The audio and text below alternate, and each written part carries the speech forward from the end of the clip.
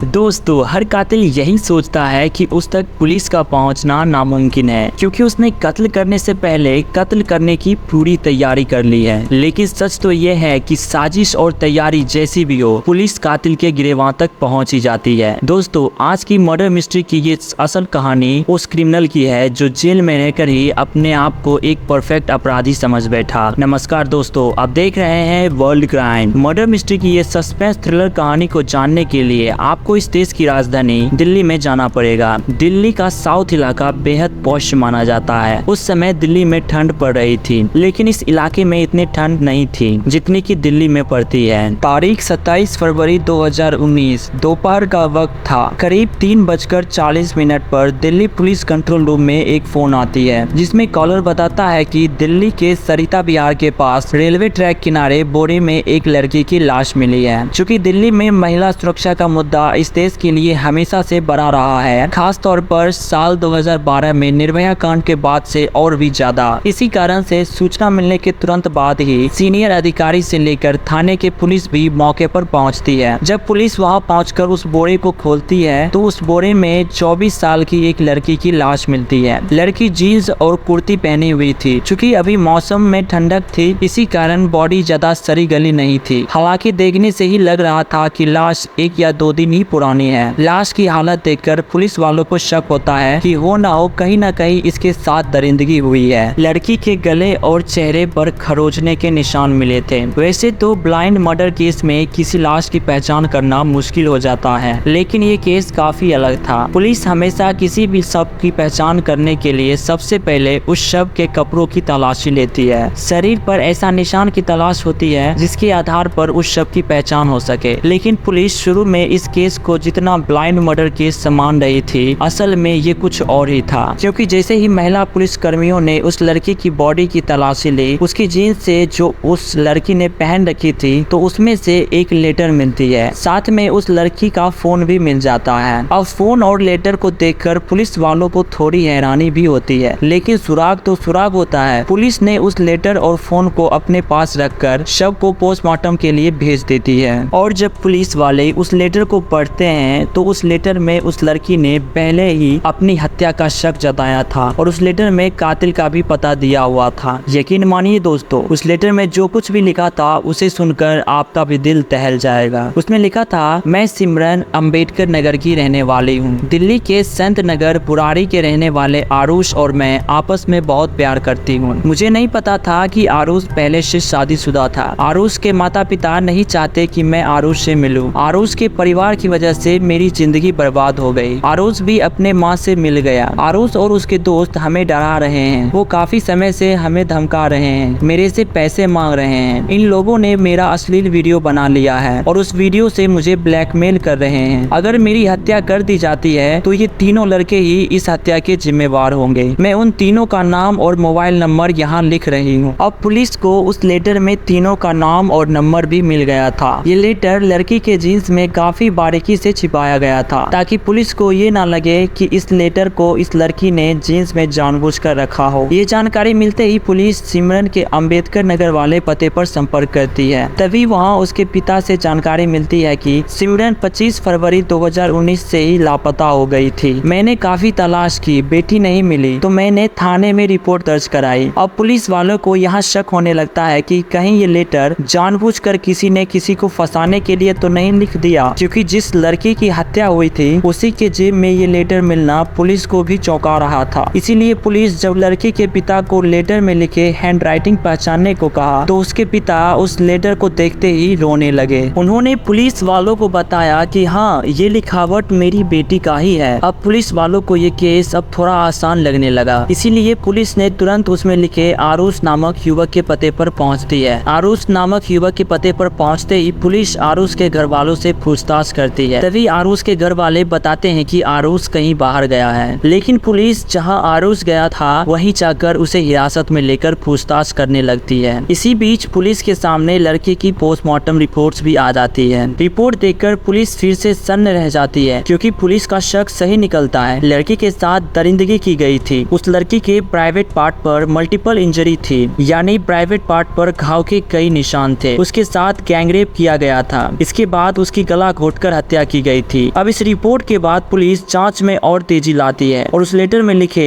आरुष और अन्य 2 लोगों को हिरासत में लेकर पूछताछ शुरू कर देती है। लेकिन पुलिस को हैरानी तो तब होती है जब आरुष ये कहता है कि इस लड़की से प्यार करना और उसकी हत्या करना तो बहुत दूर की बात है, मैं तो इस लड़की को पहचानता तक नहीं। इसी तरह 2 अन्य लोग जिनका नाम इस लेटर में लिखा था वो भी वही बात दोहरा रहे थे। पुलिस को लग रहा था कि ये लोग जानबूझकर कहानी बना रहे हैं, इसीलिए पुलिस उनका बैकग्राउंड निकालती है, कॉल डिटेल निकालती है तो पता चलता है कि आखिरी कॉल वही लड़की सिमरन के फोन से आरुष के पास आया था। इस पर पुलिस फिर से पूछताछ करती है तो वो बताता है कि हाँ, एक कॉल आई थी लेकिन पूरी बात नहीं हो पाई, फिर फोन कट गया। लेकिन ये लड़की कौन है और कहाँ रहती है मैं कुछ भी नहीं जानता हूँ। यहाँ तक कि कभी इसे अपने दोस्त या फिर किसी पहचान वाले के साथ भी नहीं देखा है। कई घंटों की पूछताछ के बाद पुलिस लड़की और आरुष के पिछले कई महीनों की कॉल डिटेल्स निकालती है। उसमें चेक करती है तो ये बात सही साबित हो जाती है कि इससे पहले कभी भी इन दोनों की बात नहीं हुई थी। इस तरह पुलिस को फिर से असफलता के अलावा कुछ नहीं मिलता। पुलिस की जांच फिर से शुरू होती है। अब पुलिस सर्विलेंस और सीसीटीवी फुटेज की मदद से मामले की जांच शुरू करती है। दिल्ली के सरिता विहार में रेलवे लाइन के किनारे जहां इस लड़की का शव मिला था, पुलिस उसके आसपास वाले रोड की सीसीटीवी फुटेज को जांच शुरू कर देती है। इस दौरान पुलिस वालों को एक बड़ा सुराग मिलता है जिसमें एक संदिग्ध होंडा सिटी कार पुलिस वालों को दिखती है। अब पुलिस वाले जब इस कार के बारे में पता लगाते हैं तो पता चलता है कि इस कार को पूरे दिन के लिए रेंट पर बुक किया गया था। अब पुलिस उस कार बुक करने वाले की तलाश में थी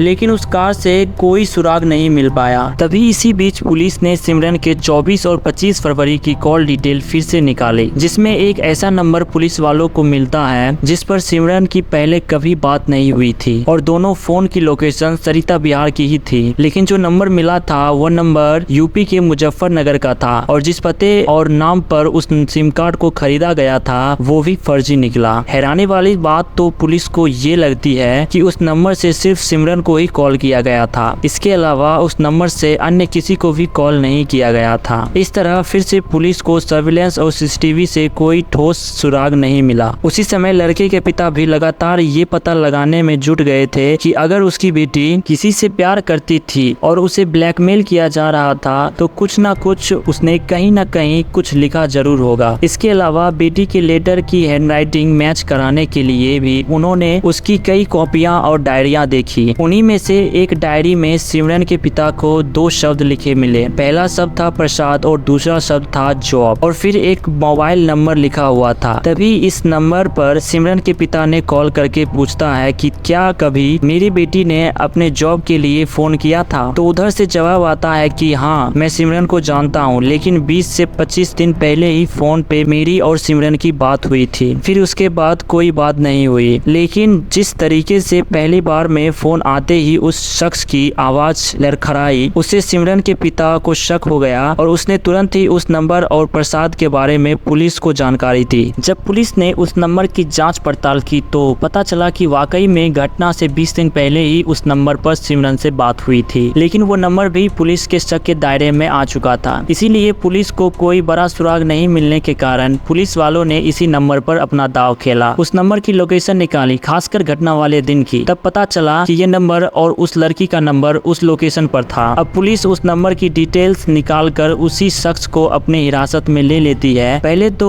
कई घंटों तक इधर उधर की बातें करता रहा, लेकिन इसी बीच पुलिस को घटना वाले दिन होंडा सिटी कार को रेंट पर लेने वाले की जानकारी मिल जाती है और जब पुलिस वाले उससे भी अपने हिरासत में लेती है तो पूरा केस ही खुल जाता है। इसके बाद जो कहानी निकलकर सामने आती है तो उससे ये बिल्कुल साफ हो जाता है कि इस पूरी घटना में ना ही सिमरन का कोई लेना देना था और ना ही लेटर का। उस आरुष की पूरी कहानी कुछ और थी। असल में जिसका नाम सिमरन की डायरी में प्रसाद लिखा था उसका पूरा नाम दिनेश प्रसाद था। घटना से कई महीने पहले ही वह चोरी के मामले में तिहाड़ जेल गया था। जिस वार्ड में दिनेश बंद था उसी में मर्डर का आरोपी धनंजय और बुराड़ी से पकड़ा गया बंटी भी था। यहाँ पे दिनेश और धनंजय अच्छे दोस्त बन गए थे और जेल में ही धनंजय और बंटी की लड़ाई हो गई। तभी धनंजय को ये भी पता चल गया था कि बंटी के परिवार के पास अच्छी खासी प्रॉपर्टी है। घटना से 2 महीने पहले ही धनंजय और दिनेश को कोर्ट से जमानत मिल जाती है और वह जेल से बाहर आ जाता है, जबकि यहाँ बंटी अभी जेल में ही था। ऐसे में धनंजय धनंजय और दिनेश जेल से आने के बाद दोनों साथ में ही रहने लगे और जेल में बंद बंटी के ऊपर एक खतरनाक साजिश रचने लगे। इन दोनों ने सोचा बंटी के भाई आरुष को अगर मर्डर केस में फंसा देंगे तो वह जेल चला जाएगा। इसके बाद उसके 200 गज की खाली एक प्लॉट पर कब्जा जमा लेंगे। जमीन पर कब्जा जमाने और कानूनी दावपेच में इनकी मदद करने के लिए इनका 20 वर्षीय सौरभ भरद्वाज नाम का भी दोस्त इन दोनों के साथ मिल गया। अब इन तीनों ने मिलकर इस पूरी साजिश को अंजाम देने और उन तक पुलिस पहुंच ना सके इसकी तैयारी में जुट गए। क्योंकि दिनेश और धनंजय दोनों जेल जा चुके थे, इसीलिए इन्हें पता था कि पुलिस मोबाइल सर्विलेंस के जरिए उन तक पहुंच सकती है। पुलिस घटना वाले दिन के कॉल को जरूर चेक करती है, इसलिए ये दोनों यूपी के मुजफ्फरनगर जाकर पहले एक नया फोन और फर्जी नाम व पता का एक सिम कार्ड खरीद लेते हैं। अब इनके सामने चुनौती थी कि किसकी हत्या करके बंटी के भाई को फंसाया जाए। उन्हें लगा कि किसी लड़के की हत्या कर फंसाएंगे तो मुश्किल हो सकता है, इसीलिए दिनेश यहाँ प्लान करता है कि वो अपनी एक पहचान वाली लड़की के दोस्त को पहले जाल में फंसाएंगे। उस लड़की को नौकरी की जरूरत है, इसीलिए अपनी दोस्त के जरिए वे लोग सिमरन से संपर्क करते हैं, उसे नौकरी का झांसा देते हैं। क्योंकि सिमरन अपने परिवार की जिम्मेवारी उठाने के लिए नौकरी करना चाहती थी, लेकिन सिमरन को कोई काम नहीं मिल रहा था। इसीलिए जब नौकरी का ऑफर मिला तो सिमरन तैयार हो गई। आखिरी बार दिनेश और सिमरन की बात हुई, उसके बाद 20 दिनों तक दिनेश सिमरन से कोई बात नहीं किया ताकि उन पर शक न हो। फिर 25 फरवरी 2019 को दिनेश नए सिम कार्ड और फोन की मदद से सिमरन को कॉल करता है और सिमरन को कहता है कि उसका फोन खराब हो गया है, जिस कारण वे दूसरे नंबर से कॉल कर रहा है। फिर दिनेश सिमरन को कहता है कि सरिता विहार में वो उसका इंटरव्यू करा देगा। अब नौकरी की तलाश में परेशान सिमरन वहाँ पहुँच जाती है और वहाँ पर पहले से दिनेश के दोनों दोस्त मौजूद थे। ये सभी लोग सिमरन को एक फ्लैट पर ले जाकर सिमरन से यहाँ जोर जबरदस्ती करते हैं और फिर जान से मारने की धमकी देकर सिमरन को बंधक बना लेते हैं। अब उसके साथ ये लोग गैंगरेप की धमकी देकर एक कागज पर सिमरन से वही लेटर लिखवा लेते हैं। लेटर जब सिमरन लिख देती है तब उसके बाद ये तीनों उसके साथ गैंगरेप करते हैं, फिर उसी फ्लैट में उसकी गला दबाकर हत्या कर देते हैं। अब इसके बाद ये तीनों छोटे मोटे क्राइम करने वाले रहीमुद्दीन और चंद्रकेश से